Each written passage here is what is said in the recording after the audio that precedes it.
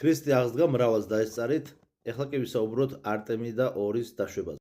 კოსმოსური ექსპედიცია არტემის 2, როგორც ინგლისურად გამოითქმის, წარმატებით დაიშვა ოკეანეში, თუ ზღვაში თუ სადაც. ეს გახლავთ ასე ვთქვათ, ამ დაშვების ლამაზი პოსტერი, უბრალოდ დახატული ლამაზი პოსტერი. სინამდვილეში კი ჩვენ გვაინტერესებს ერთი ძალიან მნიშვნელოვანი საკითხი და მე მინდა დაგისვათ ერთი შეკითხვა, მცირე დავალებასავით მოგცეთ და გამოიკლიოთ, რასაც მე ხა თქვენ გკითხავთ. თუ კი თქვენ ამ კითხვას გასცემთ პასუხს, თქვენ ყველაფერზე გექნებათ პრაქტიკულად ყველაფერზე გექნებათ პასუხი.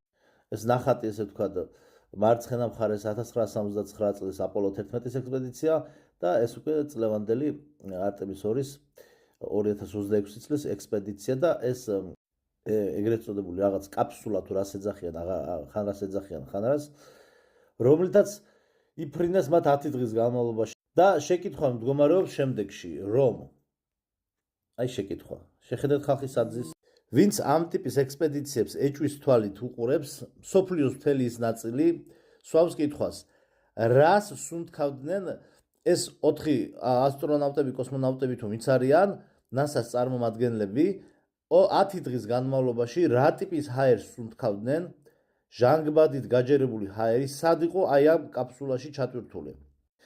ვიმეორებ, ამ კაფსულაში, ეხლა ეს ნახატი ამარა პარამეტრები იგივეა, ზუსტად მნიშვნელობა არ აქვს, უამრავი ვიდეო და ფოტოა ინტერნეტში. მე თქვენ გეკითხებით, სად იყო ჩატვირთული 10 დღის ჰაერი აი აქ. იმისათვის რომ მოგეხმაროთ, აი ამ შეკითხვის გააზრებაში, ან საკითხი როგორ დგას, იცით რომ ამ შეკითხვას თუ კი გაიაზრებთ, ეგრევე მიხვდებით აბსურდულობის მასშტაბებს რა.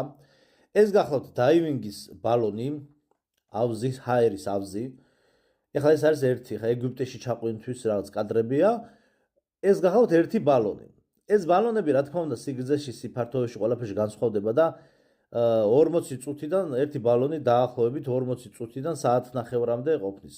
საერთო ჯამში, როდესაც დაივინგში იყენებენ 2 ბალონს, ზურგზე მოკიდებულ 2 ბალონს, ოკეანის სიღრმეებში ჩაყვინთვის დროს მათ აქვთ მაქსიმუმ დრო, სუნთქვის დრო აქვთ 2 საათიდან 3 საათამდე. ამას მე გეუბნებით ძალიან მაქსიმუმ. პროფესიონალი დაივერების ამბავში, ხა იქ ზუსტი წუთები ვინც იცით, თქვენ დაწერეთ. ყოველ შემთხვევაში 3 საათზე მეტ ხანს ვერ სუნთქავს ადამიანი წყალქვეშ.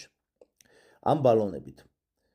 აი ხედავთ რამხელა თითქმის ესე იგი ადამიანის ტანის სიგრძე ბალონია და მეორე ბალონი როდესაც დაუდგება გვერდზე, მთელი ადამიანის ტანს იკავებს 3 საათი რომ ადამიანმა ისუნთქოს. კაი, შეიძლება რაღაცა წუთებით კიდე მეტი იყოს, მაქსიმუმ 4 საათი თქვი. ეხლა გადმოვიდეთ აი ამ კაფსულაზე.